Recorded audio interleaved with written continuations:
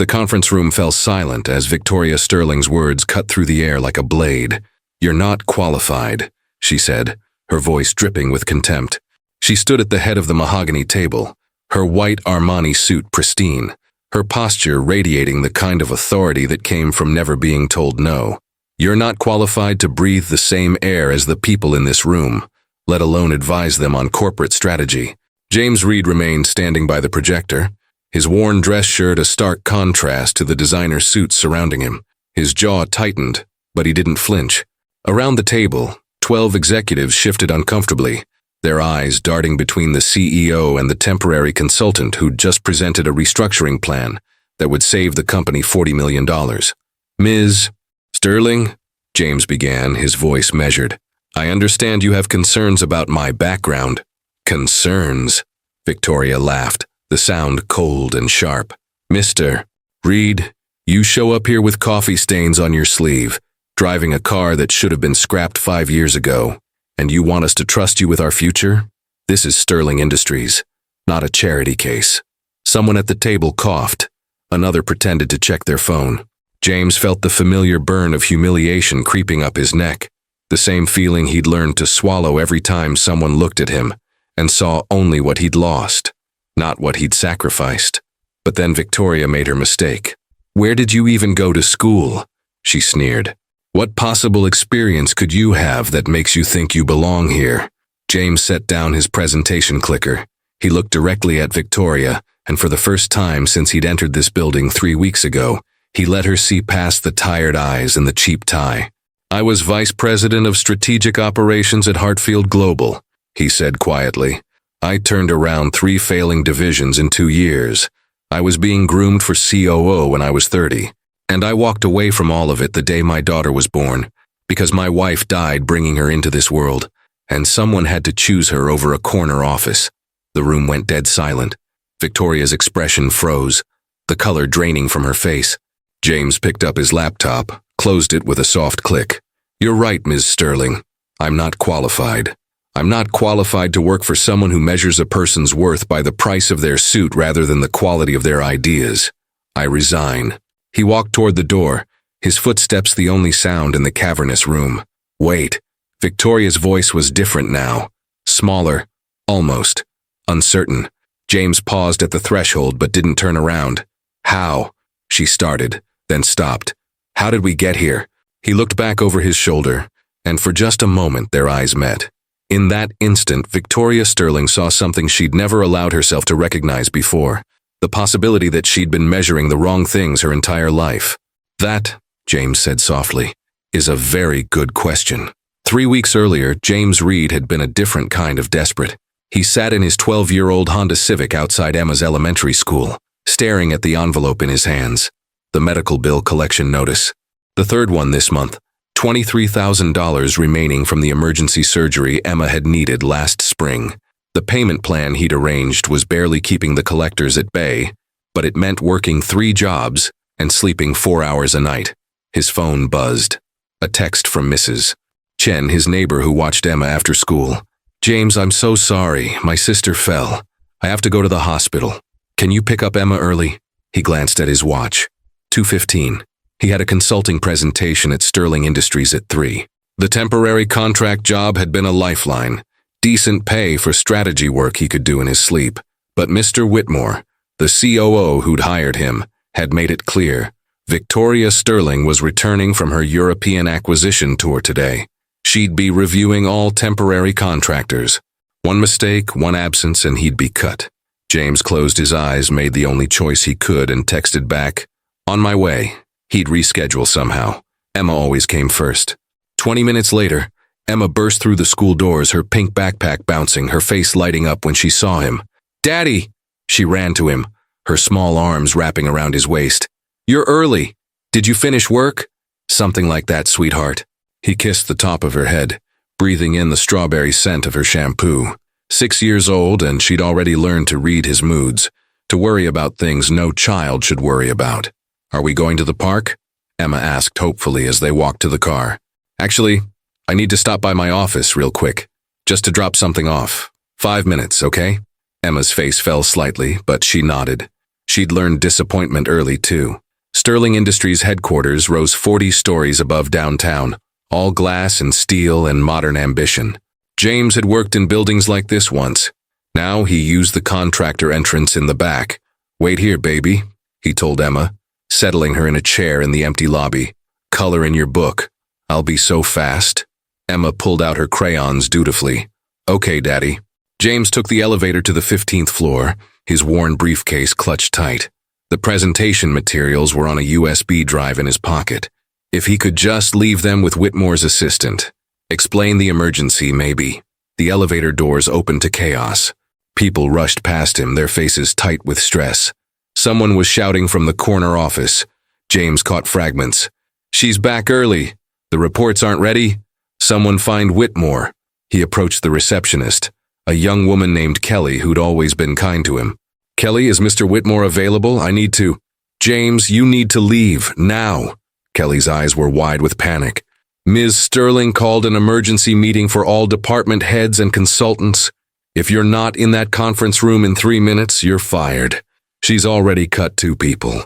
His stomach dropped. "I can't, my daughter—" "Then you're done here." Kelly grabbed his arm, her voice dropping to an urgent whisper. "James, I'm sorry. She's on a warpath. Something happened in Paris. Just go. I'll tell them you had an emergency." But James had already done the math.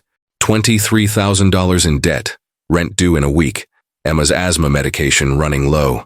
He couldn't afford to lose this job, not when he was so close to finishing the project that might lead to something permanent. "Where's the meeting?" "Conference room A." But James, he was already moving. He made it with 90 seconds to spare, sliding into the last empty chair at the massive table. 12 other people sat in tense silence, their presentations spread before them. At the head of the table stood a woman James had only seen in company newsletters. Victoria Sterling was younger than he'd expected, barely 30, with sharp features and ice-blue eyes that seemed to calculate the worth of everything they touched. Her white suit probably cost more than his car. She held a tablet in one hand, scrolling through something with barely concealed irritation. "Now that everyone has finally decided to grace us with their presence," she said without looking up, "let's begin. You have 5 minutes each. Impress me or clear out your desks." For the next hour, James watched her systematically dismantle every presentation. The marketing analysis, derivative and lazy. The supply chain proposal, I learned more from a freshman textbook. The financial projections, did you even look at our quarterly reports or did you just guess? One by one, consultants gathered their materials and left, their faces red with humiliation or pale with shock. By the time Victoria called his name, only 4 people remained. James Reed, the strategy restructuring project. She finally looked at him, her gaze sweeping over his off-the-rack shirt, his scuffed shoes. Something flickered in her expression. Distaste. "Let's see what you have." James stood, connected his laptop to the projector. His hands were steady despite his racing heart. He'd done this before, in rooms just like this one. The work was good, he knew it was good. For 4 minutes and 30 seconds, he walked them through his analysis. Sterling Industries was hemorrhaging money in 3 divisions, not because the products were bad, but because the operational structure was Byzantine. Consolidate here, restructure there, implement these efficiency protocols. 40 million in savings over 18 months. It was elegant, practical, and backed by meticulous research he'd done over 3 weeks of 4-hour nights. When he finished, there was a moment of silence. Mr. Whitmore was nodding. 2 other executives leaned forward, interested. Then Victoria spoke. "You're not qualified." James blinked. "I'm sorry. You're not qualified to breathe the same air as the people in this room, let alone advise them on corporate strategy." She stood, walking around the table toward him, each step deliberate. "You show up here with coffee stains on your sleeve, driving a car that should have been scrapped 5 years ago, and you want us to trust you with our future? This is Sterling Industries, not a charity case." The humiliation he'd been swallowing for 6 years rose like bile in his throat. But he held his ground. "Ms. Sterling, I understand you have concerns about my background." "Concerns?" That cold laugh again. "Mr. Reed, where did you even go to school? What possible experience could you have that makes you think you belong here?" And there it was. The question that reduced him to what he looked like, not what he could do. The same question he'd heard at job interviews, at parent-teacher conferences, At the grocery store when his card declined. Who are you? What are you worth? James set down his presentation clicker. He looked at Victoria Sterling, this woman who'd been born into wealth and power, and had never had to choose between her dreams and the tiny heartbeat in a NICU incubator. I was vice president of strategic operations at Hartfield Global, he said quietly, watching her eyes widen. I turned around 3 failing divisions in 2 years. I was being groomed for COO when I was 30, and I walked away from all of it the day my daughter was born, because my wife died bringing her into this world, and someone had to choose her over a corner office. The room went dead silent. Victoria's mouth opened slightly, then closed. Her tablet dipped in her hand. You're right, Miss Sterling, I'm not qualified. James picked up his laptop, his dignity somehow still intact despite everything. I'm not qualified to work for someone who measures a person's worth by the price of their suit, rather than the quality of their ideas. I resign. He walked toward the door, each step feeling like both defeat and liberation. Wait. Her voice was different, uncertain. How? Victoria started, then stopped, seeming to struggle with the words. How did we get here? James looked back, and for just a moment, saw something flicker across her face. Not contempt. Something else. Something almost like recognition. That, he said softly, is a very good question. He left. James made it to the elevator before the adrenaline gave way to despair. He'd just quit. He'd actually quit. What was he thinking? The medical bills, the rent, Emma. He'd left her in the lobby for over an hour. He ran. She was exactly where he'd left her, curled up in the chair, her coloring book abandoned. But she wasn't alone. Victoria Sterling stood beside her, looking at Emma with an expression James couldn't quite read. Confusion? Curiosity. Emma was talking, her small voice animated. And then the princess realized she didn't need a prince at all. She just needed to believe in herself. That's what my daddy always tells me, that I can be anything I want. Your daddy is very wise, Victoria said softly. Then she looked up and saw James. For a long moment they stared at each other across the lobby. Emma jumped down from the chair and ran to him. Daddy, this is Miss Victoria. She asked me about my book. I told her about the brave princess. James picked Emma up, holding her close. Time to go home, sweetheart. Mr. Reed. Victoria's voice stopped him at the door. She walked toward them, her heels clicking on the marble floor. Up close, James could see that her eyes weren't quite as cold as they'd seemed in the conference room. I need to speak with you. Tomorrow, 2 o'clock, please. I resigned. Consider yourself unresigned. She glanced at Emma, then back at him. I have a proposition, one that might be mutually beneficial. I'm not interested in $1 million, Victoria said flatly, plus complete clearance of your medical debt. I checked your background after you left. I know about the bills. James felt his world tilt. What? Tomorrow, 2 o'clock. Bring your daughter if you need to. Victoria pulled a business card from her jacket, pressed it into his free hand. I assure you, Mr. Reed, what I'm about to propose is exactly as insane as you're qualified to handle. She walked away, leaving James standing in the lobby with Emma in his arms and a business card that read simply, Victoria Sterling, CEO, personal line. Daddy? Emma tugged his collar. Why does the pretty lady look so sad? James watched Victoria disappear into the elevator and realized his daughter was right. Beneath the expensive clothes and the corporate armor, Victoria Sterling looked like the loneliest person he'd ever seen. I don't know, baby, he murmured. But I think we're about to find out. The next day, James left Emma with Mrs. Chen and arrived at Sterling Industries at precisely 2 o'clock. This time, he was escorted to the top floor, to an office that occupied a corner of the building with floor-to-ceiling windows overlooking the city. Victoria sat behind a glass desk, her expression unreadable. She gestured to the chair across from her. Thank you for coming. You offered me $1 million. I'd be an idiot not to hear you out. Fair. Victoria opened a folder on her desk. Let me be direct, Mr. Reed. I need a husband. James blinked. Excuse me? My grandfather founded this company 50 years ago. He's dying. Pancreatic cancer, 6 months, maybe less. Her voice remained steady, but James saw her fingers tighten on the folder. His will stipulates that I can only inherit full control of Sterling Industries if I'm married, and demonstrating commitment to family values. If I'm not, the company goes to my parents, who will dismantle everything my grandfather built and sell it off piece by piece. That's archaic. That's my grandfather. He believes a woman needs a family to be complete. Victoria's jaw tightened. My parents are already pushing me toward Bradley Ashford, a trust fund playboy whose idea of work is choosing which yacht to take to Monaco. They want to merge his family's shipping company with ours, create some kind of dynasty. I'd rather burn the building down. James leaned back, trying to process this. And you think a fake marriage is the solution? Not fake. Legal. Victoria pushed the folder toward him. 1 year. We get married. You and your daughter move into my penthouse. We play the role of happy family for my grandfather and the board. After he passes and the will is executed, we divorce quietly.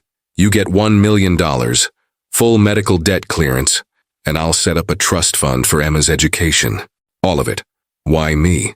Because yesterday I watched my grandfather's nurse show him a photo from the lobby security camera. You and your daughter. He smiled for the first time in weeks. He said you looked like a real father, the kind who puts family first. Victoria's voice softened almost imperceptibly. And because you're the only person who's ever walked away from me, that kind of integrity is rare. It's also exactly what my grandfather will believe. James stood, walked to the window. Below, the city sprawled in all directions. Millions of people living their lives, making their compromises, surviving.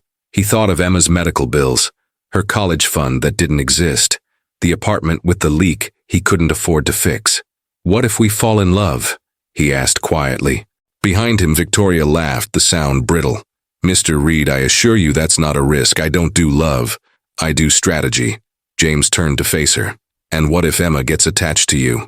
For the first time, Victoria's mask slipped. Something flickered across her face. Uncertainty, maybe fear. Then we'll deal with it, carefully. He should say no. Every instinct told him this was insane, dangerous, a recipe for heartbreak. But James had learned that sometimes love meant making impossible choices. He'd chosen Emma over his career. Maybe now he could choose her future over his pride. I have conditions, he said. Victoria leaned forward, all business again. Name them. Emma comes first, always. If this arrangement hurts her in any way, I walk, contract or not. Agreed. No public humiliation. We treat each other with respect, even if it's an act. Agreed. And if your grandfather asks me about my feelings for you, I won't lie to him. I won't tell him we're in love, but I won't deceive a dying man. Victoria was quiet for a long moment. Then she nodded. Agreed. She stood, extended her hand. So we have a deal, Mr. Reed? James looked at her hand, then at her face. Behind the ice blue eyes and the corporate armor, he saw what Emma had seen yesterday. Someone who'd built walls so high she'd forgotten what it felt like to let someone in. He took her hand. We have a deal, Ms. Sterling.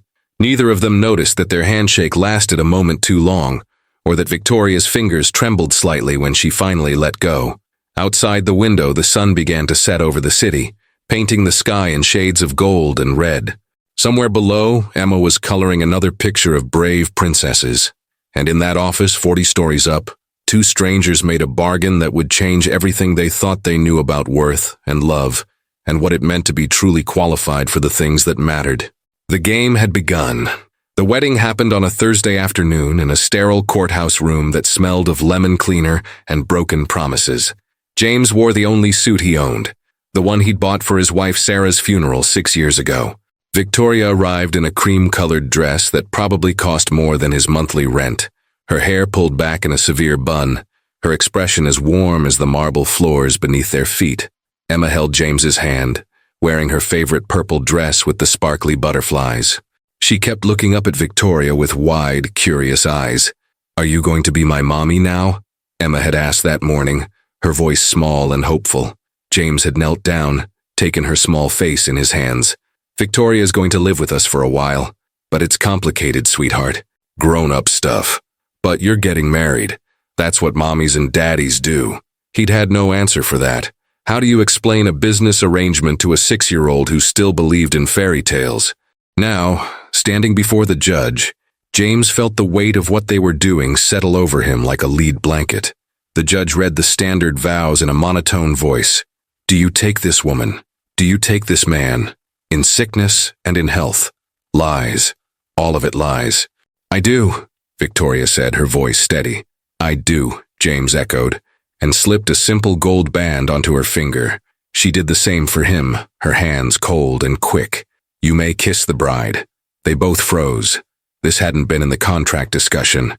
Victoria's eyes met his, and for a moment James saw panic flash across her face. Then she leaned in, pressed her lips to his cheek, quick, professional, meaningless. The judge signed the certificate. Emma clapped, the only sound of celebration in the room. Well, Victoria said, picking up her purse. That's done. James couldn't shake the feeling that they'd just made a terrible mistake. Victoria's penthouse occupied the entire 42nd floor of the Sterling Tower downtown. Floor-to-ceiling windows offered panoramic views of the city. The furniture was all clean lines and modern minimalism, beautiful, expensive, and completely devoid of warmth. Emma stood in the marble entryway, her small suitcase clutched in both hands, her eyes huge. It's so big, she whispered. Daddy, where do people sit? Victoria frowned. There are chairs, multiple chairs. But where do you watch movies? Where do you eat dinner? I have a media room and a dining room, obviously. Emma looked up at James, confused. In their apartment, they did everything in the living room. Ate on the couch, watched TV curled up together under blankets, read bedtime stories on the floor. This place looked like a museum. Why don't you explore, sweetheart? James suggested gently. Find which bedroom you like. Emma nodded and disappeared down the hallway, her footsteps echoing on the hardwood. Victoria turned to James, all business. Your room is the second door on the left. Emma can have the one next to yours. I'm at the end of the hall. The housekeeper comes Mondays and Thursdays. Don't touch the espresso machine, it's temperamental. Any questions? Yeah, James said quietly. Where do you live? Victoria's brow furrowed. What? This apartment, it's beautiful. But where do you actually live? Where's the mess, the personality, the proof that a human being exists here? Something flickered across Victoria's face. Hurt, maybe, or recognition. I don't do mess, Mr. Reed, that's kind of the point. It's James. We're married, remember? Legally married. There's a difference. She picked up her briefcase. I have work to do. Dinner is at 7. The chef will prepare something. Try to keep Emma quiet, I have calls. She walked away, heels clicking, leaving James standing in the cold, perfect apartment that felt nothing like a home. The first week was a disaster. Emma cried herself to sleep every night, overwhelmed by the unfamiliar space and confused by Victoria's cold distance. James tried to maintain their routines, bedtime stories, morning pancakes, but the industrial kitchen intimidated him, and Emma's favorite books looked out of place on the sleek modern shelves. Victoria was never there. She left before Emma woke up and returned after bedtime, communicating through terse text messages. On Thursday, Emma's school called because she'd had an anxiety attack during recess. James rushed to pick her up, his heart breaking as she sobbed into his shoulder. I want to go home, Daddy. Please, I want to go home. He held her in the parking lot, rocking her gently, wondering if any amount of money was worth this. When they returned to the penthouse, Victoria was there, a rare afternoon appearance. She stood in the kitchen, staring at her laptop, barely acknowledging them. Emma ran to her room. James followed, helped her change into pajamas, held her until the tears stopped. Tell me a story, Emma whispered. Tell me about Mommy. So James did, like he always did. He told her about Sarah's laugh, about how she'd sung off-key in the shower, about how she'd loved Emma before she was even born. He told her about the day Emma arrived, about Sarah's last words. Take care of our girl. Make her brave. When he finished, Emma was asleep. James kissed her forehead, tucked the blankets around her small body, and walked back to the living room. Victoria was still at the kitchen island, but her laptop was closed. She was holding a glass of wine, staring out at the city lights. You loved her very much, Victoria said softly. Your wife? James poured himself water from the fridge, leaned against the counter. More than I knew it was possible to love someone. And yet you're here, married to a stranger for money. I'm here because Emma's future matters more than my pride. He met Victoria's eyes. What's your excuse? Excuse? Why are you so afraid of being human? James gestured around the apartment. This place is beautiful, but it's a mausoleum. You work 18-hour days. You don't have photos or plants or anything that suggests you exist outside of spreadsheets and board meetings. Why? Victoria's jaw tightened. You don't know anything about me. I know you avoid Emma like she's radioactive. I know you flinch every time she asks you a question. I know that yesterday, when she tried to show you a drawing she made, you literally walked into your office and closed the door. I don't know how to talk to children. She's not an alien species, Victoria. She's a little girl who's confused and scared and trying to understand why her father's new wife acts like she doesn't exist. Victoria set down her wine glass with more force than necessary. I never signed up to be anyone's mother. No, you signed up to pretend to be one. There's a difference. And right now, you're failing at both. The words hung between them, sharp and true. Victoria's face flushed, her hands trembling slightly. For a moment, James thought she might throw something at him. Instead, she grabbed her wine glass and walked toward her bedroom. She paused at the hallway. My mother, she said quietly, her back still to him, never wanted children. She told me that every day of my life. I was an obligation, a necessary heir, a chess piece in the family legacy. When I was Emma's age, I spent more time with the nanny than with her. She taught me that love was a weakness, that emotions were tools for manipulation, that the only thing that mattered was power. Victoria's voice cracked, just barely. So, forgive me if I don't know how to be warm. I never had a teacher. She disappeared into her room before James could respond. He stood alone in the kitchen, surrounded by marble and steel, and realized that Victoria Sterling wasn't cold. She was terrified. The next morning, James woke to the sound of voices in the kitchen. He pulled on a shirt and walked out to find Emma sitting at the kitchen island, eating cereal. Victoria sat across from her, still in her silk pajamas, her hair down for the first time since James had met her. She looked younger, almost vulnerable. And then the princess found the dragon, Emma was saying, animated with her spoon. But the dragon wasn't mean. He was just lonely. So the princess became his friend. That's a good story, Victoria said, and she actually sounded like she meant it. Emma beamed. Do you like dragons, Miss Victoria? I suppose I never thought about it. What's your favorite animal? Victoria considered this seriously. When I was your age, I liked wolves. Because they're strong? Because they're survivors, even when everyone's afraid of them. Emma nodded thoughtfully, taking another bite of cereal. Then she looked up at Victoria with those impossibly earnest 6-year-old eyes. Are you lonely, Miss Victoria? Like the dragon? The question seemed to hit Victoria like a physical blow. Her composure cracked just for a second, and James saw raw pain flash across her face. Sometimes, Victoria whispered. Yes. Emma slid off her stool, walked around the island, and wrapped her small arms around Victoria's waist. Victoria froze, her body going rigid. She looked at James, panicked, like she'd just been handed a live grenade. It's okay, Emma said softly. Daddy says everyone needs hugs, even dragons. Slowly, carefully, Victoria's arms came up and wrapped around Emma, her eyes closed. And James watched this woman who'd built an empire on ruthlessness hold his daughter like she was learning a language she'd thought was extinct. When Emma pulled back, Victoria's eyes were suspiciously bright. Thank you, Victoria said, her voice rough. You're welcome. Do you want to see my room? I put up all my drawings. Victoria glanced at James, uncertain. He nodded. I'd like that, Victoria said. Emma grabbed her hand and pulled her down the hallway, chattering about her princess drawings and her stuffed animals. Victoria followed, still in her pajamas, still vulnerable, looking back at James once with an expression he couldn't quite read. Something shifted in that moment. Something neither of them had expected. After that morning, things began to change. Victoria started coming home earlier, not every day, but more often. She'd sit with Emma while James made dinner, asking careful questions about school, about Emma's favorite colors, about the elaborate fantasy worlds Emma created in her drawings. Emma, for her part, became Victoria's unlikely teacher. She taught her how to make paper airplanes, how to play Go Fish, how to read bedtime stories with the funny voices that made kids giggle. Victoria was terrible at all of it, but she tried, and Emma's patience was infinite. One evening, James found them in Emma's room, sitting on the floor. Emma was braiding Victoria's hair, badly, while explaining the complex social dynamics of first grade.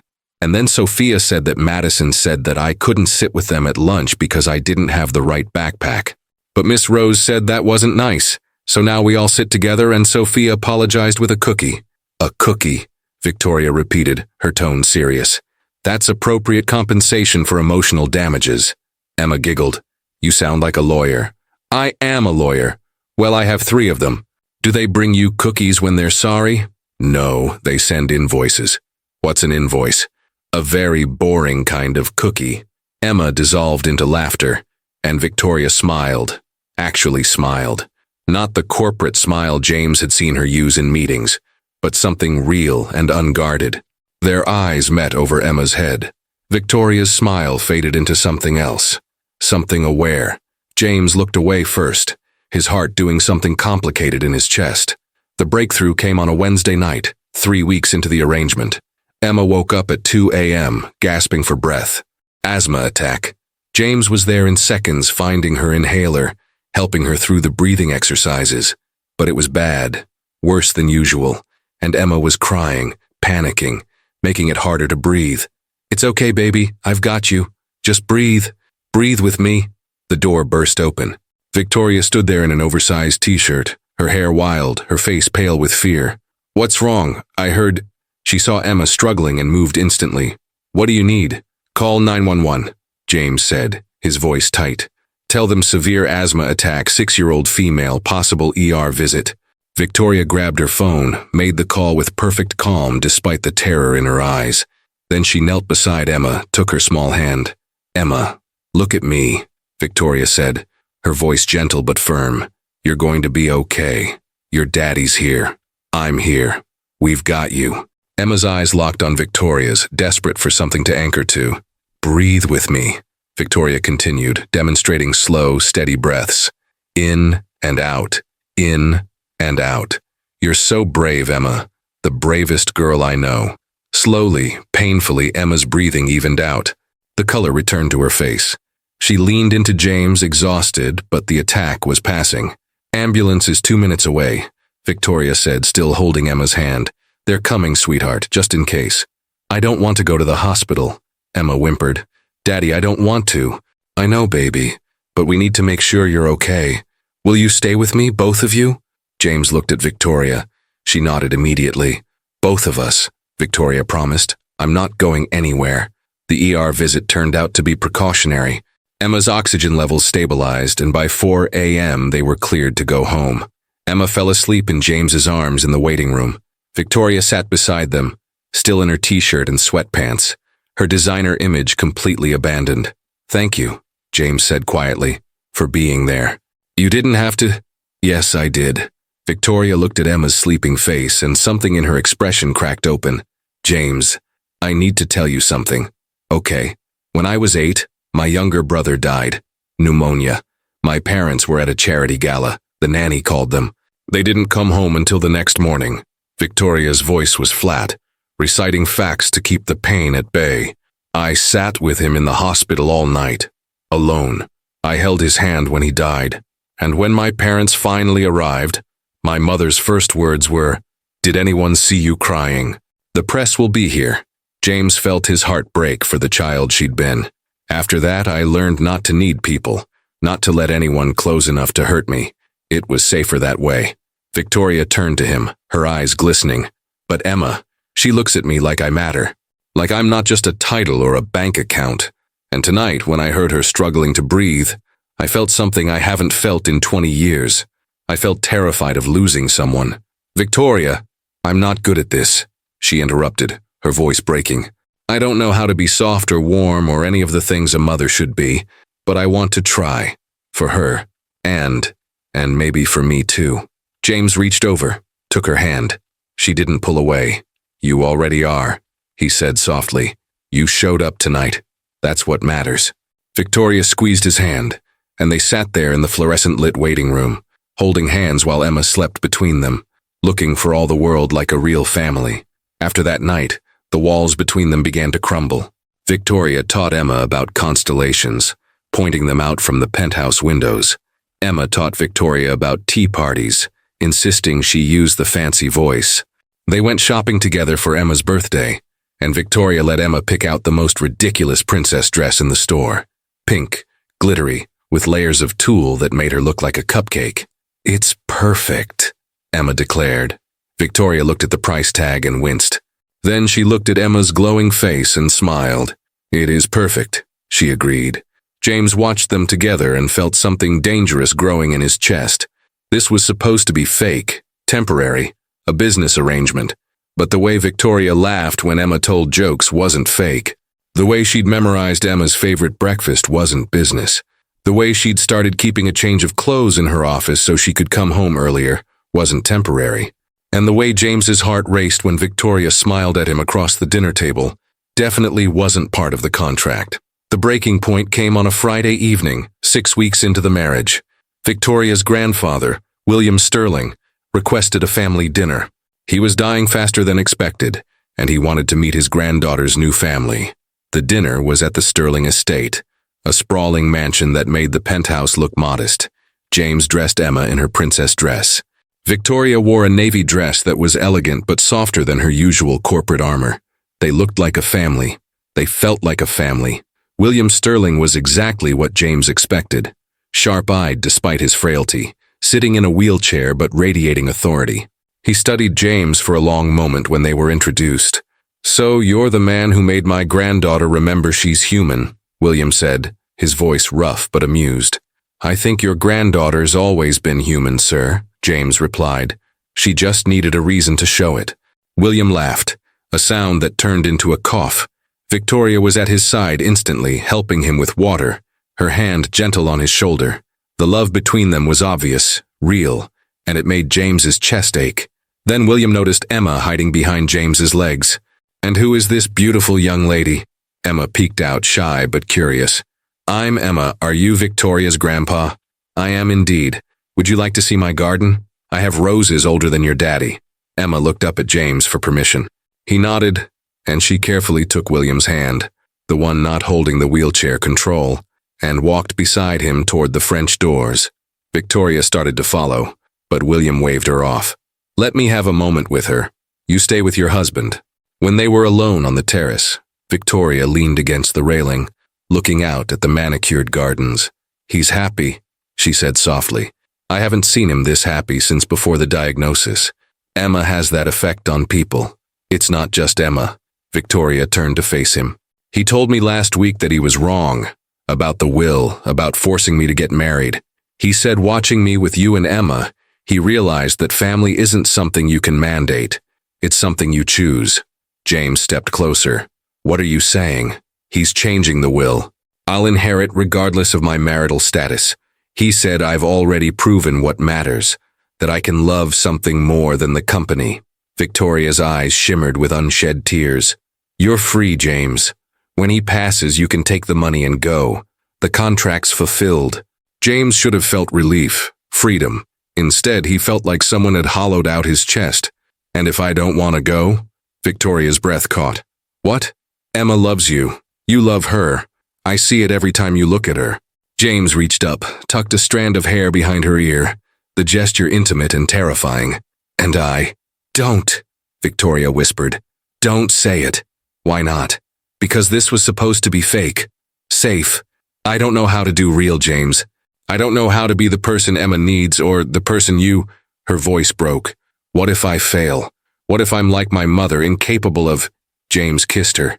It wasn't the chaste peck from the courthouse. It was real and desperate and full of 6 weeks of watching her transform from ice to warmth, from armor to vulnerability. Victoria froze for half a second, then melted into him, her hands coming up to grip his shirt, pulling him closer.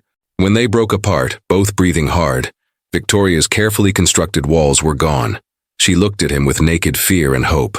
"I'm falling in love with you," James said, because there was no point in pretending anymore. "I didn't mean to. I tried not to. But watching you with Emma, seeing you become the person you were always meant to be, I can't help it. And I don't want to. I don't know how to do this," Victoria whispered. "I don't know how to be someone's wife, someone's mother. You already are. You have been for weeks. You just didn't realize it." Victoria laughed, the sound wet with tears. "This is insane. We barely know each other. I know you sing off key in the shower. I know you stress bake at midnight and pretend you bought the cookies from a store. I know you've been secretly reading parenting books and highlighting the chapters on building self-esteem. I know you, Victoria, and I think you know me too. She did. God help her, she did. She knew he took his coffee black but liked tea in the evenings. She knew he read Emma 3 stories every night, even when he was exhausted. She knew he still wore his wedding ring from Sarah on a chain around his neck. She knew he was the best man she'd ever met, and she was terrified of destroying him. What if I'm not enough? She whispered. What if you're everything? Victoria kissed him again, softer this time, like a promise, like a beginning. Okay, she breathed against his lips. Okay, let's try. Let's try being real. James smiled, wrapped his arms around her, and they stood on the terrace as the sun set, no longer pretending, no longer playing roles. Inside, Emma showed William her princess dance, spinning in circles while the old man laughed. And for the first time in Victoria Sterling's life, she believed that maybe, just maybe, she was qualified for something that mattered. Love. For 3 weeks, they existed in a bubble of stolen happiness. Victoria started leaving work at 5. They had family dinners where Emma told elaborate stories about her imaginary friend, who was a dragon princess hybrid. Victoria learned to cook, badly, but Emma ate every burnt pancake with enthusiasm. James found himself reaching for Victoria's hand without thinking, and she'd squeeze back, her smile soft and unguarded. They hadn't told Emma yet that things had changed, that this wasn't pretend anymore. They wanted to be sure first, to build something solid before they made promises to a 6-year-old who'd already lost too much. But Emma knew anyway. Children always know. Daddy, she'd said one morning, Victoria looks at you the way the princess looks at the prince in my book, the one who saves her from the tower. What if the princess saves herself? James had asked. Emma had considered this seriously. Then maybe the prince just holds her hand while she does it. That's what you do. Smart kid. William Sterling passed away peacefully in his sleep on a Tuesday morning. Victoria got the call at 6 a.m. James held her while she cried, the first time he'd seen her truly break. Emma made her a card with flowers and hearts, and Victoria kept it in her jacket pocket through the entire funeral. The service was massive. Hundreds of business associates, politicians, society figures. Victoria gave the eulogy, her voice steady despite the grief. She talked about a man who'd built an empire, but whose greatest gift was teaching her that strength and kindness weren't opposites. James stood in the front row with Emma, watching Victoria be brave, and felt proud of the woman she'd become. After the funeral, there was a gathering at the Sterling estate. James noticed Victoria's parents for the first time, Richard and Catherine Sterling, all cold elegance and calculating eyes. They moved through the crowd like sharks, accepting condolences with practiced grace. Catherine cornered Victoria near the bar, her voice low but sharp enough for James to overhear. Appropriate performance, darling. Your grandfather would have appreciated the sentiment, even if we both know half of it was theater. It wasn't theater, Victoria said quietly. I loved him. Of course you did. He was useful. Catherine sipped her wine. Now let's discuss the transition. The board meets Thursday to formalize your position. We'll need to present a united front. Your father and I have prepared some structural recommendations. I don't need recommendations. Grandfather left the company to me. His vision, his rules. Catherine's smile was ice. His vision was built on sentiment. The market has changed. You'll need experienced guidance. I have guidance. I have an entire executive team. You have employees. What you need is family. Catherine's eyes drifted to where James stood with Emma. Speaking of which, we need to discuss your domestic situation. The marriage was necessary for the will, but now that grandfather's gone, there's no reason to continue the charade. A quiet divorce, a generous settlement, and we can all move forward appropriately. Victoria's face went pale. It's not a charade. Don't be naive, Victoria. We know about the contract. Do you think your grandfather didn't have you investigated? He knew it was a business arrangement. He chose to believe the fairy tale because he was dying and sentimental. But we're not dying, and we're not sentimental. You had me investigated? Due diligence, darling. That man is a charity case with a child in debt. He's not suitable for someone of your position. End it cleanly before it becomes a liability. Victoria's hands trembled. He's my husband. He's an employee you promoted temporarily. There's a difference. Catherine set down her glass. Thursday's board meeting. Be prepared to make the right choices for the company, for the family legacy. She walked away, leaving Victoria standing alone, her carefully rebuilt world beginning to fracture. James saw the change immediately.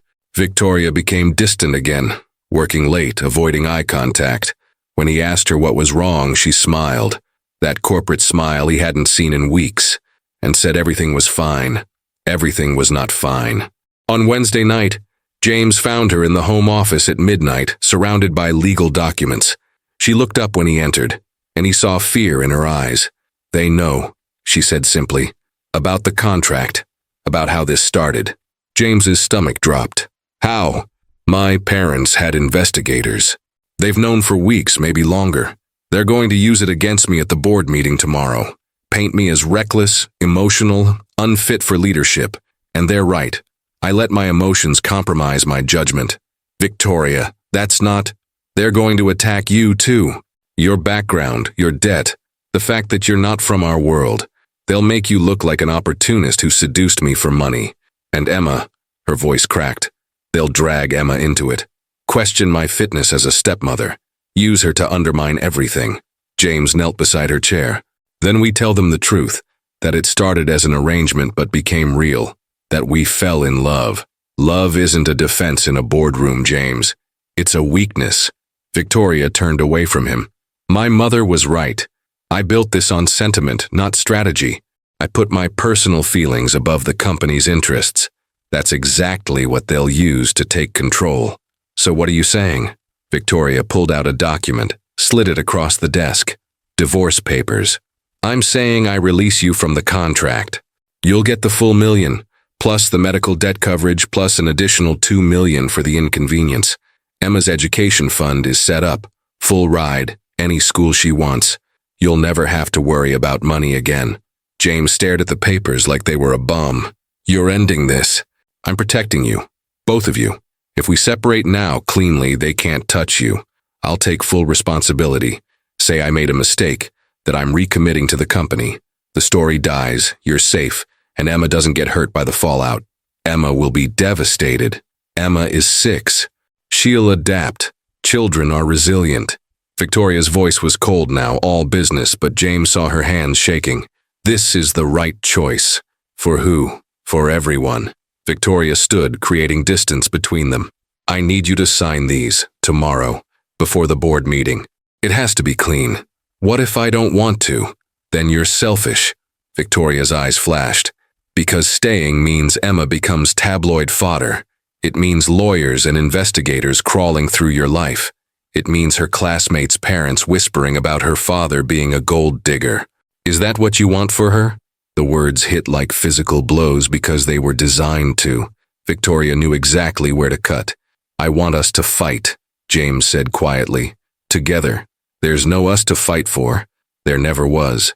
This was always temporary." Victoria turned her back on him, looking out at the city lights. "I was stupid to think otherwise. My mother was right. I don't know how to do family. I only know how to do business. And this business is concluded." "You don't mean that." "Sign the papers, James. Take the money. Give Emma the life she deserves. That's the last thing I'll ask of you." James stood there for a long moment, looking at the woman he'd fallen in love with, watching her rebuild the walls he'd watched her tear down. He thought about fighting harder, demanding she look at him, making her admit this was fear talking, not truth. But then he thought about Emma, about photographers camping outside her school, about the Sterling family lawyers making his daughter's life a circus to prove a point. Sometimes love meant making impossible choices. Sometimes love meant walking away. "Okay," he said, his voice hollow. "I'll sign." Victoria's shoulders sagged with relief or regret. He couldn't tell which. She didn't turn around. "Thank you," she whispered. James picked up the papers and left the office. He didn't look back. The next morning, Emma knew something was wrong the moment she woke up.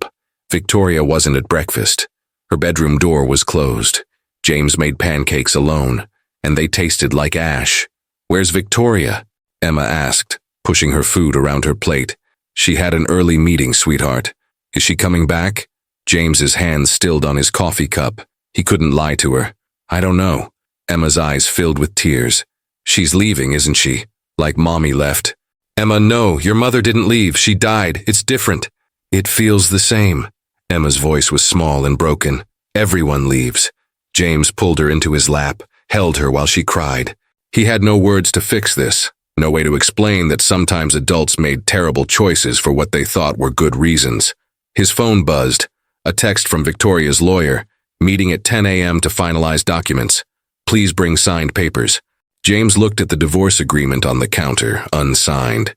He'd spent all night staring at it, pen in hand, unable to make himself do it. Daddy? Emma pulled back, wiped her eyes. Are you going to let her go?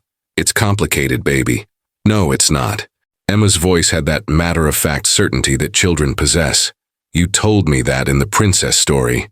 The prince fights for her, even when it's hard, even when people say he can't. You said that's what love is, fighting even when you're scared. That's a story, Emma. Real life is, you love her, Emma interrupted. And she loves us. I know she does. She taught me how to braid hair, and she reads me stories with the funny voices even though they make her laugh and she gets embarrassed. She stays with me when I have bad dreams. That's what mommies do. James felt his chest crack open. She thinks she's protecting you, from her family, from the media, from getting hurt. But I'm already hurt, because she's gone. Emma grabbed his face with both hands, the way he'd done to her 1,000 times when she needed to hear something important. You have to fight, Daddy, like in the stories. You have to show her that we're worth fighting for. Out of the mouths of babes. James looked at his 6-year-old daughter, this tiny person who'd already survived more loss than most adults, and realized she was braver than both him and Victoria combined. You're right, he said. You're absolutely right. He stood, grabbed his phone, and pulled up the contact for Victoria's assistant. I need the location of today's board meeting. Sterling Industries' boardroom was on the 40th floor, all glass and leather and intimidation. James walked past the receptionist, ignoring her protests, and pushed open the heavy doors. 15 people sat around a massive table. Victoria was at the head, looking small despite her position, surrounded by men in expensive suits. Her parents sat to her right, their expressions sharp with victory. Every head turned when James entered. Mr. Reed, Catherine Sterling said, her voice dripping with false sweetness. This is a private board meeting. You're not authorized. I'm Victoria's husband, James interrupted. That makes me family, and family gets a say. Richard Sterling stood. Security. Let him speak. Victoria's voice was quiet but firm. She looked at James, and he saw everything in her eyes. Fear, hope, exhaustion, love. James walked to the center of the room, hyper-aware of everyone watching him. He'd given presentations to Fortune 500 executives before, but never with stakes this high. 6 weeks ago, your daughter offered me a business arrangement, he began, his voice steady. A fake marriage to satisfy a will requirement. I accepted because I needed money. She accepted because she needed freedom from your control. It was supposed to be simple, clean, temporary. Catherine smiled triumphantly. There you have it. The marriage is a fraud. I wasn't finished. James turned to face Victoria's parents directly. You're right that it started as a transaction, but you're wrong about what it became, because somewhere between the courthouse and tonight, your daughter did something you apparently never taught her how to do. She learned to love. How touching, Richard said dryly. But sentiment doesn't run companies. No, vision runs companies. Leadership runs companies. And your daughter has both. James pulled out his phone, connected it to the room's display system. Victoria asked me to consult on Sterling Industries' strategy. So I did. For free. Because I believe in what she's building. The screen lit up with James's analysis. Months of work he'd done in the early mornings before Emma woke up, in the late nights after she went to bed. Comprehensive restructuring plans, market expansion proposals, 5-year growth projections that were aggressive but achievable. The board members leaned forward, interested despite themselves. Under Victoria's leadership with these implementations, Sterling Industries will double its market share in 3 years. The old guard sees her age and her gender as liabilities. I see them as assets. She understands the modern market. She builds loyalty, not just compliance. And yes, she made the radical choice to prioritize being human alongside being powerful. That's not a weakness. That's the future of leadership. He turned back to Victoria, spoke directly to her. You told me I wasn't qualified to be here. You were right. I'm not qualified by your parents' standards. I don't have the right pedigree or the right connections or the right last name. But I'm qualified by the only standard that matters.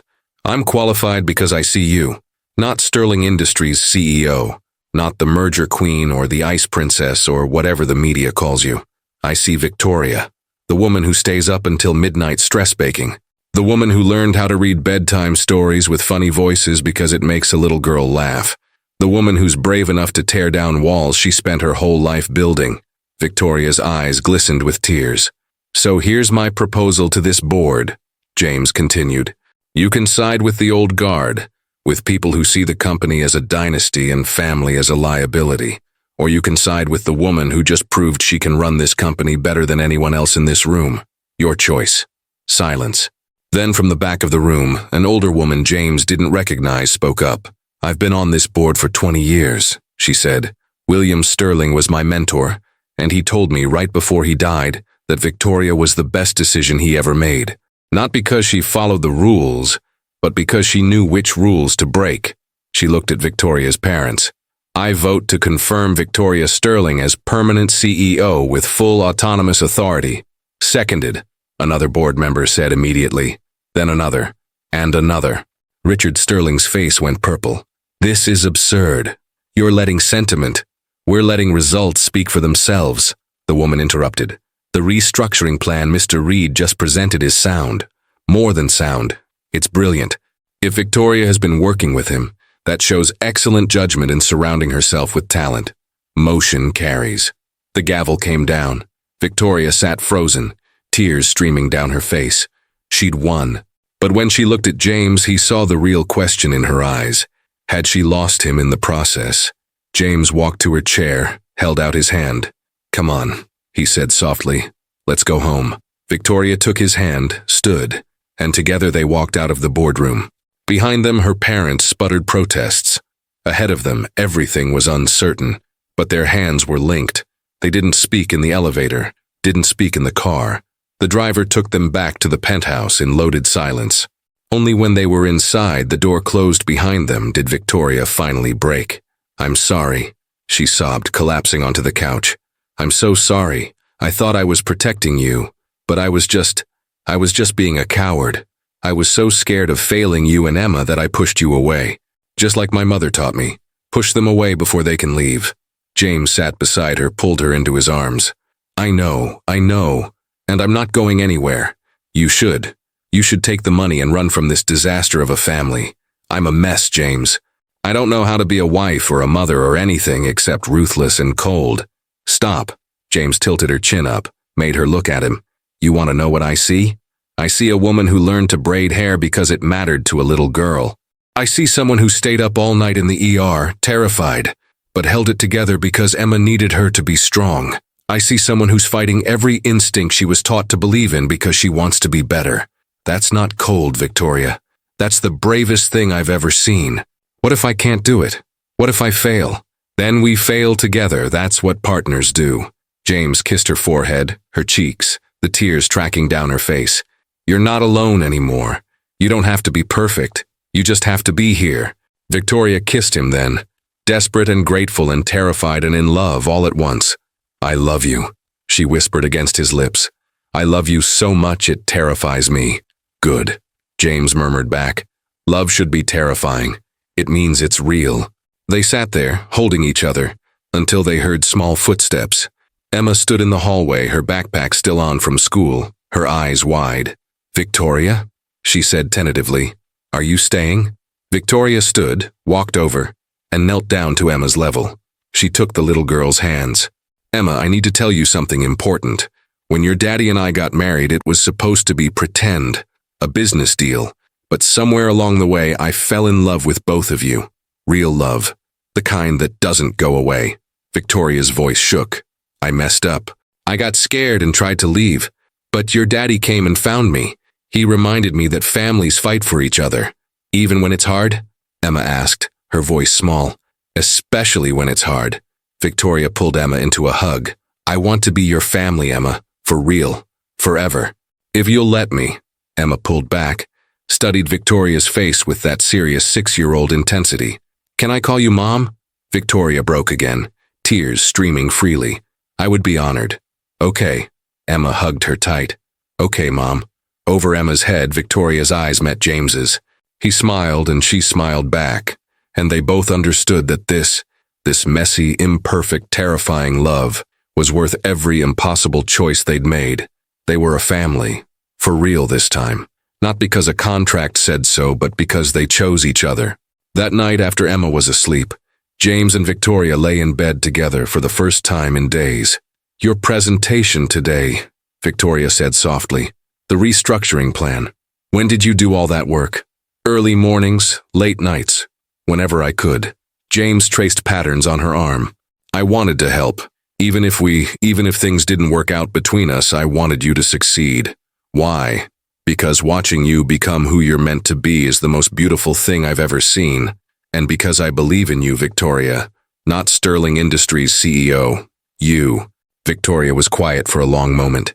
Then, "Move your things into my room. I don't want to sleep alone anymore." "Are you sure?" "I'm sure that I've wasted enough time being scared. I'm sure that I want to wake up next to you. I'm sure that whatever comes next, I want us to face it together." James kissed her, soft and deep and full of promise. "Together," he agreed. They fell asleep tangled in each other, no longer pretending, no longer performing, just a man and a woman who'd found each other in the most unlikely way and chosen to stay. Outside, the city glittered with a million lights, each one a story of love and loss and second chances. This was theirs. But in the shadows of that glittering city, Catherine Sterling sat in her study, a phone pressed to her ear. "The board meeting didn't go as planned," she said coldly. "But this isn't over. I want everything on James Reed. Every debt, every mistake, every skeleton. And I want to know if there's any way to challenge that little girl's custody. Find me leverage." She hung up, poured herself a drink, and smiled. Victoria thought she'd won. How adorable. The real war had just begun. The attack came 3 weeks later, swift and brutal. James was picking up Emma from school when his phone exploded with notifications. Text messages, emails, missed calls from numbers he didn't recognize. He pulled over, his hands shaking as he opened the first link someone had sent. The headline made his blood run cold. "Gold digger or devoted dad. The truth about Victoria Sterling's husband." The article was savage. It detailed every debt he'd ever had, every job he'd worked, every struggle since Sarah's death. But worse, far worse, it painted him as a calculated opportunist who'd used his daughter to manipulate a lonely heiress. There were quotes from anonymous sources suggesting he'd researched Victoria before their first meeting, that the entire relationship was a con. And at the bottom, in bold text, "Sources close to the family question whether a man with such financial instability and questionable judgment should have custody of a minor child." James felt his world tilt. His phone rang. "Victoria." "Don't read it," she said immediately, her voice tight with rage. "James, don't." Too late. He looked in the rearview mirror at the school entrance, suddenly terrified. "They're threatening Emma.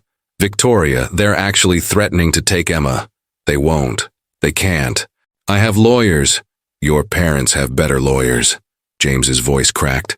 "This is what you were afraid of. This is why you tried to end things. And I pushed you to fight. And now Emma's going to pay the price. James, listen to me." But he'd already hung up.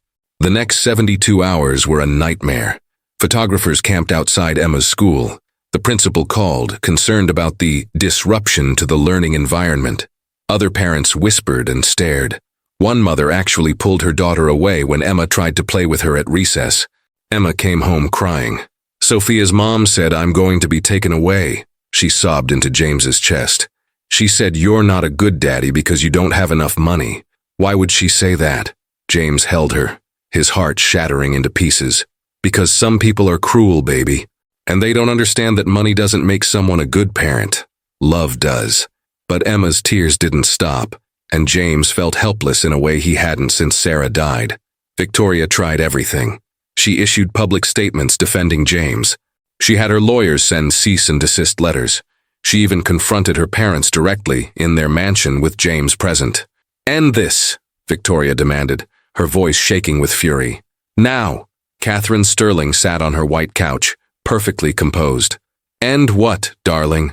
I didn't write those articles. I simply ensured that journalists had access to public records. The truth is hardly slander. You're manipulating the truth to destroy an innocent man. I'm protecting our family legacy from an obvious fortune hunter. Catherine's eyes were cold. You were so desperate for affection that you couldn't see you were being used. It's embarrassing, Victoria. For all of us. James loves me. James loves your bank account. There's a difference. Richard Sterling spoke up from his desk. We're prepared to offer him $10 million to disappear. Take the money, sign away his parental influence over any future Sterling heirs, and leave. The story dies. Everyone moves on. Victoria turned to James, her eyes desperate. Tell them it's not about money. But James was staring at Emma, who stood in the doorway, small and scared, and holding Victoria's hand so tight her knuckles were white.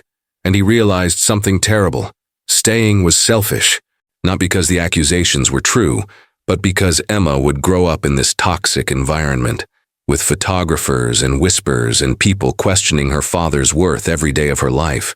She'd spend her childhood defending him instead of just being a kid. He loved Victoria. God, he loved her so much it hurt. But he loved Emma more. I'll take it, he said quietly. Victoria's face went white. What? 10 million.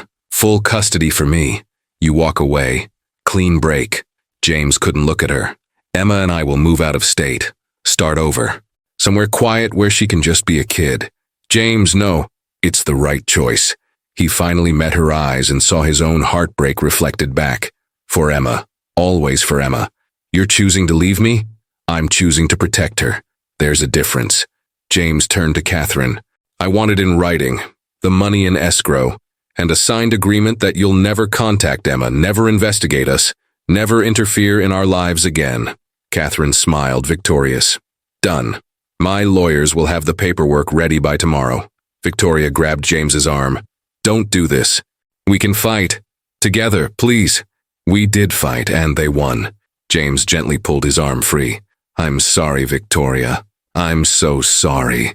He walked out, Emma running after him, leaving Victoria standing in her parents' mansion, surrounded by everything she'd tried to escape. That night, Victoria sat alone in the penthouse, surrounded by the life they'd built together.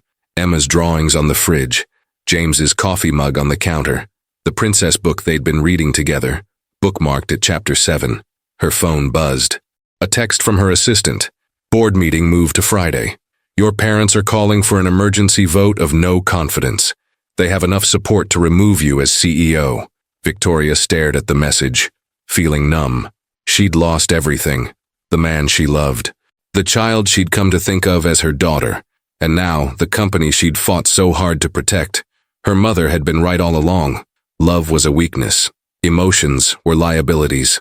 The only thing that mattered was power, and Victoria had given hers away. She picked up her phone, started to call James, then stopped. What would she say? Please stay and let Emma suffer for my mistakes? Choose me over your daughter's happiness? She couldn't ask that. She wouldn't. Victoria Sterling had learned many things in her 30 years. How to negotiate billion-dollar deals. How to read a balance sheet. How to build walls so high that nothing could hurt her. But she'd never learned how to fight for something without destroying it in the process. She sat in the dark, alone, and let herself break. The paperwork was delivered Thursday morning. James sat at his kitchen table. Not the penthouse anymore, he'd moved them to a hotel, and read through the agreement. $10 million. Full custody. Non-interference clause. Everything he'd asked for. All he had to do was sign. Emma sat across from him, coloring a picture. She'd been quiet since they left the penthouse, her usual chatter replaced by a sad silence that broke his heart. Daddy, she said softly, are we really leaving? Yeah, baby. We're going to start over, somewhere new, just you and me. What about Mom? James's hand stilled on the pen. Emma, Victoria isn't. She is too, my mom. Emma's voice was fierce, tears spilling down her cheeks. She learned how to braid my hair. She stays up when I have bad dreams. She makes me laugh. That's what moms do. And you're making her go away just like everyone else goes away. And I hate it. Emma, you told me to be brave. You told me that families fight for each other. Emma threw down her crayon, her small body shaking with sobs. But you're not fighting. You're running away. And that's not what heroes do. That's not what daddies do. James felt like he'd been punched in the chest. I'm trying to protect you, he said, his voice breaking. I don't want to be protected. I want my family. Emma climbed down from her chair, walked over to him. She put her small hands on his face the same way she'd done before. Victoria loves us, and we love her. And love is supposed to be stronger than mean people and scary things. You told me that. You said love always wins. That's in stories, baby. Real life is... Then make it a story, Emma shouted. Make it the kind of story where the prince fights the dragon and saves the princess. Except the princess doesn't need saving.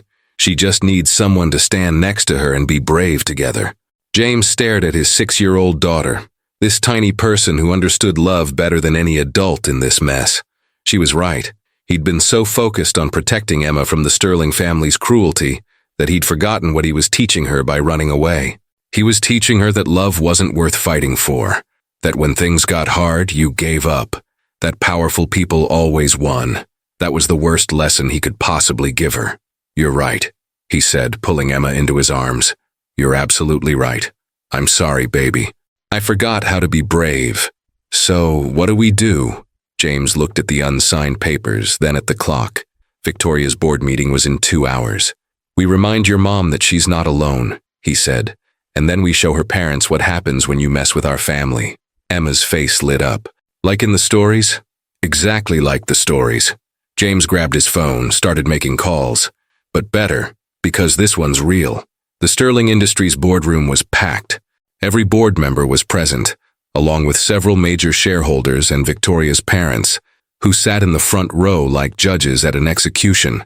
Victoria stood at the head of the table, her expression calm despite the fact that she was about to lose everything. Let's begin, Richard Sterling said, his voice carrying authority. We're here to vote on a motion of no confidence in CEO Victoria Sterling, based on gross mismanagement of personal affairs that reflect poorly on the company's reputation and... The doors burst open. James walked in, Emma's hand in his, and behind them, impossibly, were a dozen reporters with cameras. What is the meaning of this? Catherine Sterling stood, outraged. This is a private board meeting. Actually, James interrupted, his voice steady and strong. As a shareholder, I have every right to be here. Victoria's head snapped up. Shareholder? James smiled. Funny story. Turns out when you're married to the CEO, she can transfer shares to you as a wedding gift. Your grandfather's estate lawyer confirmed it this morning. I own 3% of Sterling Industries. Small, but enough to have a voice. Catherine's face went purple. That's impossible. We would have been notified. You were. The paperwork was filed 6 weeks ago. Your assistant probably buried it with all the other documents you don't actually read. James walked to the center of the room. But I'm not here as a shareholder. I'm here as Victoria's husband. And I have something to say. Richard Sterling sneered. We're not interested in your sob story, Mr. Reed. Tough. You're going to hear it anyway. James turned to face the entire board. 3 months ago, your CEO offered me a business arrangement, a fake marriage to satisfy a will requirement.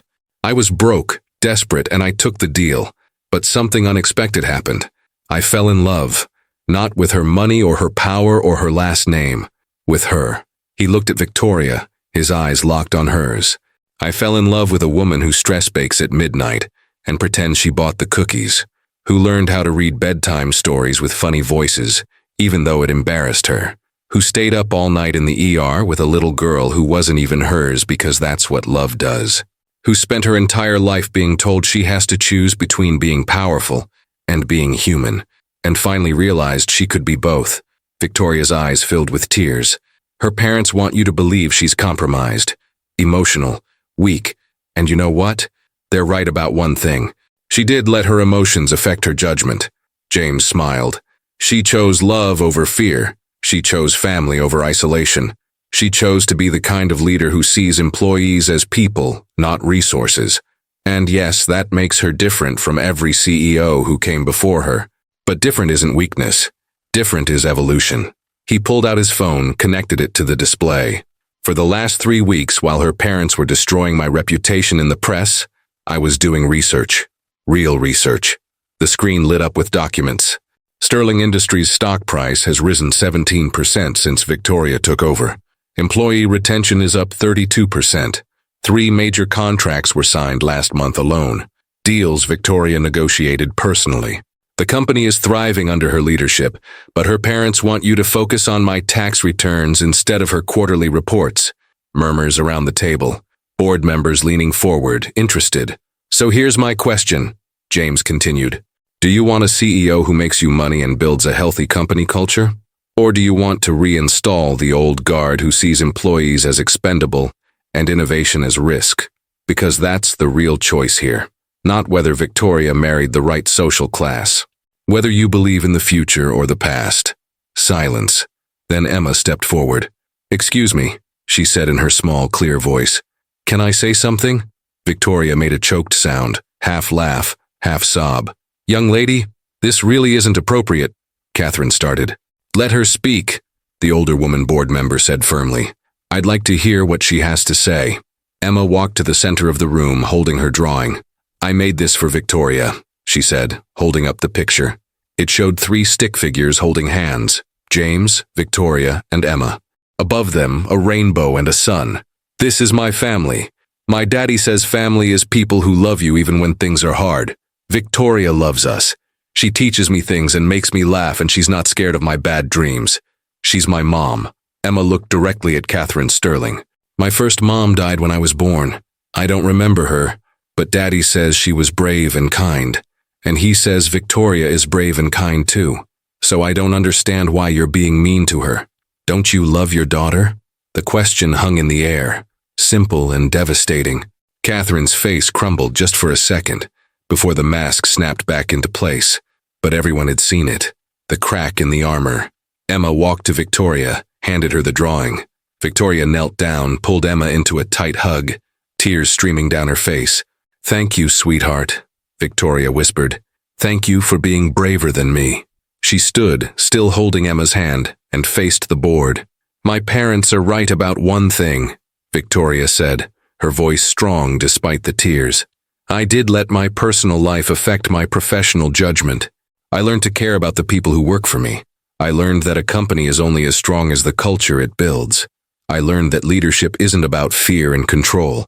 It's about trust and vision. And yes, I learned that from James and Emma. From people who have nothing except each other. And somehow, that's everything. She looked at her parents. You taught me to build empires, but you forgot to teach me why empires are worth building. They're worth it because of the people in them, the employees who have families to feed, the innovations that make lives better, the legacy that means something beyond profit margins. Victoria's voice softened. Grandfather understood that. That's why he left the company to me. Not because I was ruthless like you, but because I could learn to be something better. She turned back to the board. So vote. Vote me out if you think emotion is weakness. But know that if you do, you're choosing fear over growth. And Sterling Industries deserves better than that. The room was silent. Then the older woman board member stood. I've served on this board for 23 years, she said. I've seen leaders come and go, and I can tell you with absolute certainty that what we just witnessed, that kind of courage, that kind of integrity, is what separates good leadership from greatness. She looked at Victoria's parents. Your daughter is remarkable. You should be proud, not threatened. She turned to the rest of the board. I move to dismiss the motion of no confidence and confirm Victoria Sterling as permanent CEO with my full and enthusiastic support. Seconded, another member said immediately, then another, and another. The vote wasn't even close. Victoria had won. After the meeting, after the board members filed out and the reporters got their quotes, after Emma was distracted by Victoria's assistant with cookies in the break room, James and Victoria finally stood alone in the boardroom. You came back, Victoria said, her voice thick with emotion. I thought I'd lost you. You did, James admitted. For about 18 hours you lost me completely. I was ready to take the money and run. And then Emma reminded me that love isn't about protecting each other from everything. It's about facing things together. She's very wise. She learned from the best. James stepped closer, cupped Victoria's face in his hands. I'm sorry I tried to run. I'm sorry I let fear make me forget what we were fighting for. I'm sorry I pushed you away. I'm sorry I didn't trust that we were strong enough to survive this. Victoria leaned into his touch. My whole life, I've been taught that needing people makes you weak. But needing you, needing Emma, that's the strongest I've ever felt. James kissed her, soft and deep and full of promise. So what now? Victoria asked when they broke apart. Now we go home, all three of us, to that cold, perfect penthouse, and we make it messy and warm and full of Emma's drawings and my coffee mugs and your stress-baking disasters. Victoria laughed, the sound bright with relief and joy. It sounds perfect. It won't be easy. Your parents aren't going to give up. Let them try. I've got a brilliant strategist, a fierce 6-year-old and a company that believes in me. We'll handle whatever comes. Victoria's smile was radiant. Together. Together. James agreed. They walked out of the boardroom hand in hand, ready to face whatever came next. Because they'd learned the most important lesson of all. Love wasn't about perfection. It was about showing up, fighting through the fear, and choosing each other every single day. 6 months later, Victoria stood in the garden of the Sterling estate. Her grandfather's roses were in full bloom, their scent sweet on the summer air.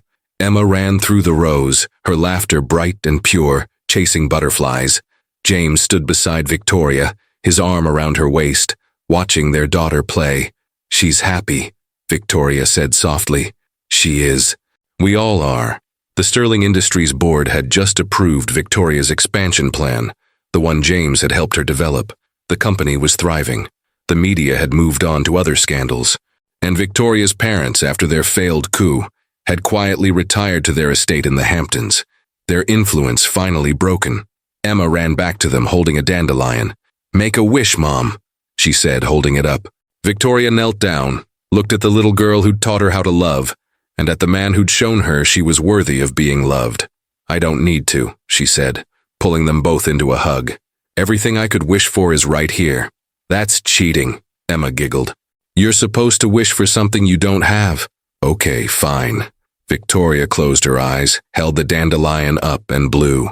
The seeds scattered on the breeze, catching the golden afternoon light. I wished for this to last forever. That's a good wish, James said, kissing the top of her head. The best wish, Emma agreed.